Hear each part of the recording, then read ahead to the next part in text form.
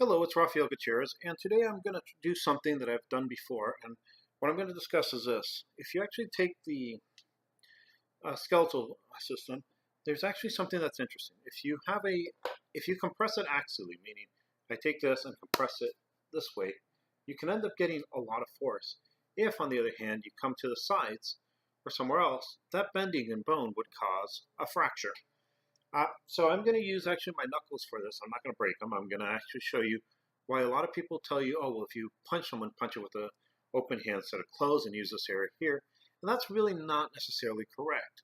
For instance, if you think about it, this is actually a nice, hard, dual 2x4 makiwara. It doesn't have that much give, but you can actually punch it with, and if you line it up with the knuckles here, these two knuckles, you end up getting a lot of force, being able to um, go through your bones. If you go to the sides, that force may actually break the bones. And I am going to use what's called high pressure momentary exposure Fujifilm Prescale. And I'm using this because I've actually tried 3 different ones, and I ended up getting into a problem in this. When someone punches with a glove, they usually have a large area, and when they hit, the force is actually spread over the large area. When we hit bare-fisted, the amount of space that force is going into is pretty much put into that one area. For me, it would be about one. If you actually measure the amount of area where I make contact, which would be these two knuckles, we would have actually about a square inch. Well, if someone punches with a glove, they might have 12 square inches. Uh, what I mean is the force in the glove will actually spread out, and also the collision will take longer. So the power will actually decrease in that situation as well. What I mean is that they won't have the glove will actually remove a lot of the power, and so by prolonging the collision, the force may be the same, but I'm not going to go into that now. I am using the San Diego weather, which right now is 20 degrees Celsius, and I have a humidity of 65. So when we come here, the nice thing is it has 20 and 65. So I'm going to be in the A range up here. And it's actually set right in the middle. Now, before I actually do this experiment, I do want to talk and tell you, I'm going to tell you what happens with it. I did want to talk about certain things that I keep coming across, and that is organizations disavowing students. What I mean is, for some reason, someone gets in a fight with their teacher, and their teacher, instead of saying, "Well, he was my student, and we had a argument," he went on. They tend to say, "Well, no, he was not my student, and he never was, and I don't believe in anything that he does." But we give certificates as instructors. We give certificates to our students. I have students who I've given high ranks to, which have moved on, and I'm okay with that. They were great people. They're going to do amazing things, and the fact that they have a belt through me, to me, is a point of pride. They actually had training under me. I don't care if they decide not to do the type of martial art I do. If they decide that they prefer to do something else, well, that's fine. I still have a pride in the fact that they were once my student. When people disavow people, it usually seems to be politically driven. Either someone ended up training for longer, and someone else has a higher rank, or someone is now learning different things, and it's not necessarily matching what the old instructor wants. And that really does. I don't understand that, because the whole point of an art is this: you're taught the techniques, you're taught the science of the martial art, which are the techniques and how they work and how they can use them. Then it's up to you as a martial artist to take the techniques that you have and use them, apply them to work for the way you like to think, the way you are. Now, a lot of people say, well, some martial arts aren't true martial arts, they're too flashy. But the truth is, we have theatrical martial arts, and that's fine. We have some that are sport martial arts, that's fine too. And we have some that are meant to do other things that are not necessarily sport or theatrical, and that's okay too. Uh, but the student is going to take these and modify them. That's the really great fighters. That's what they've always done. Uh, one thing that may actually be different with me is I'm actually a professor who teaches martial arts, and the way I teach martial arts, I do it because I love the stuff. I actually will say I love every martial art, even though I only teach two, bow and it's type of style Yamani Ryu, which is a 6 foot staff, and I also teach a Shorin version of karate under the way my teachers taught me, and I try to keep their philosophies the way I saw them. But one of the things that's funny is you have all these different things with organizations, and the truth is, the organization I belong to seems to be a loose organization. They have other organizations as well. I don't belong to those organizations. I'm not going to say anything good or bad about them, but right now, and the reason is I don't want to get into the politics. But the thing is, I take what they teach me and I do it my way. If they test me, it's done through the way they want. But when I teach my way, and it seems to be okay with them. At least it has been since I began with them. So what I'm going to do is I'm going to actually do this. Now, last time I did it, someone said two things. One is if I'm getting at the higher range of the measuring device, it's probably going to be inaccurate. The other thing is the whole measure the space and then calculate per square inch, because hitting something with, like I said, 12 square inches of area versus hitting something with 1 square inch is going to give you different results. So what I'm doing is this too.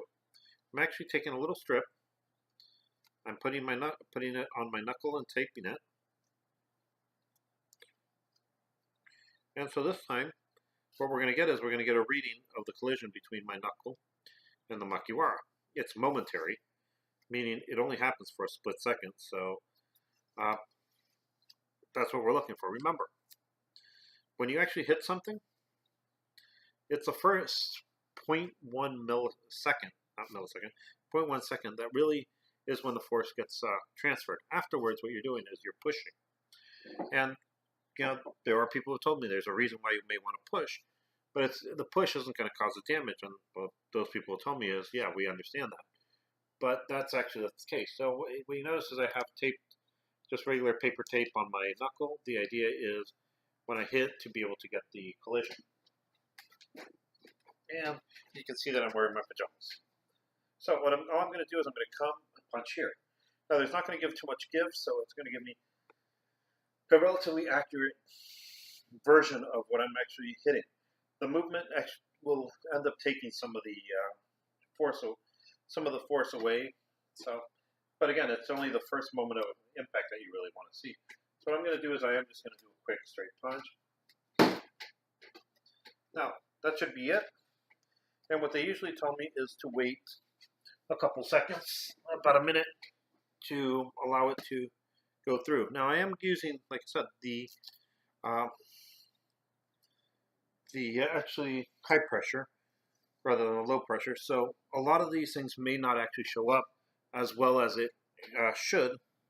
I did do it earlier with the mid pressure and I got pretty solid coloring, which put me at the highest range at that. This should put me at the low range of the middle, and it's almost neglectable. And you can barely see the strip from here to here. I don't know if you can even see it, but we'll see if that works. So we're using high pressure, and we'll see what this gives us.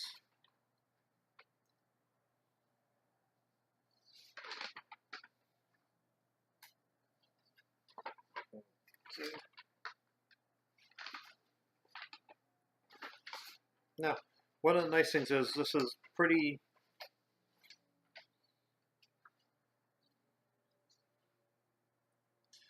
actually,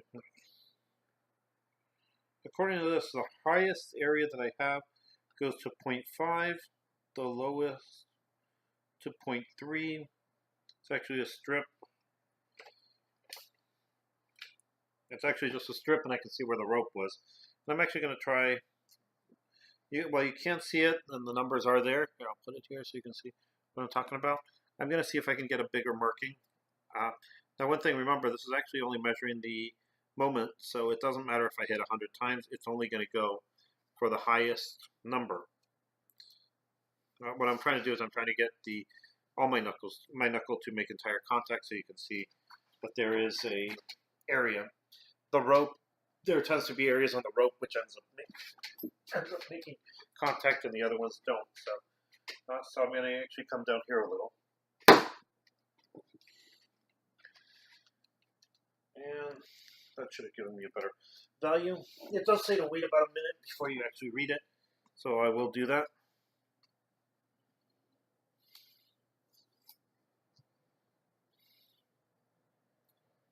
And what I did get is, they got a little bigger, not much. You can actually see the area here to here. Actually, you can see the area where my knuckle would have made contact. It's very light, you can see. But remember, I am using the second highest image. And with this, like I said, it's only looking at the pressure. I am getting between 5, some it gets up to 7, some of 5, 0.5, 0.7. I'm going to use a 0.5, so I'm actually going lower. And I'm going to see if I can send this in to be evaluated, and I'm going to use the A line, which is, so I think you said 0.5, yeah, 0.5. So at 0.5, as I come here and come down, it actually shows me, it actually shows me roughly 10,000 psi's. But remember, what I'm actually hitting with is just that 1 inch by 1 inch by half an inch, which, if I actually measure this, I do have about 1 inch by half an inch. So what I have to do is divide it by 2. So if I'm reaching about 10,000, it's about 5,000 for that one thing. Now, I'm actually believing that number for another reason. I did it earlier with the medium, which I can show you here, and that actually gave me the same results. What it means is I am punching at about that would be 5,000 psi's. The momentary medium was about 5,000 psi's. After you actually determine the force of impact in that one knuckle. That is actually really high. To be honest, I'm actually surprised. But again, if you think about it, if you did 5,000 and you were doing it in a 12 square inch, it would be about 500, which is what actually about average for a boxer. The thing that ends up happening is, and I'm not a boxer, by the way, the thing that ends up happening is I have it more concentrated. Now, why is that important that you have it more concentrated? The main reason is this. If you have it more concentrated, it means you actually have one spike of pressure. If you're actually hitting just one knuckle, you are, all that's concentrated, which means you actually have more of a chance of breaking because it's a fine point getting hit. The other thing it actually shows you is if we're actually taking the exact number, which is 10,000 psi, can actually go into that one knuckle here. You can actually put 10,000 pounds of pressure here, and it won't break. What it means is, by the way, if I would do this with these areas here, these will probably break. What it means is, if we have the right alignment, and if you practice hitting the right alignment on something like Makiwara, you can punch these things that are hard like the skull. You think about it. This isn't going to move as much as the neck when you have the hit going back. I hope you enjoy this, and I would actually recommend, if you disagree with me, you can go to Fujifilms and get yourself Fujifilms Prescale film indicators. It's actually pretty easy to use. All you have to do is put it between two colliding circuit, and you can see how hard you're really hitting with something like a Makiwara or a punching bag. I actually like the Makiwara more because it tends to be more legitimate, and you can actually see what would happen to your hand, how much force is going into it when you punch. I hope you enjoy this and have a nice day. I am actually looking at a lot of the different experiments I can do with this. I am thinking I may end up using it with weapons because that way we can see how much pressure we can hit with. Uh, have a nice day, and if you enjoy this channel and want to help support me, uh, just go to Amazon or CreateSpace and you can buy one of the books that I sell. If you have bought it and you really enjoy it, please write a review, let me know, and have a nice day.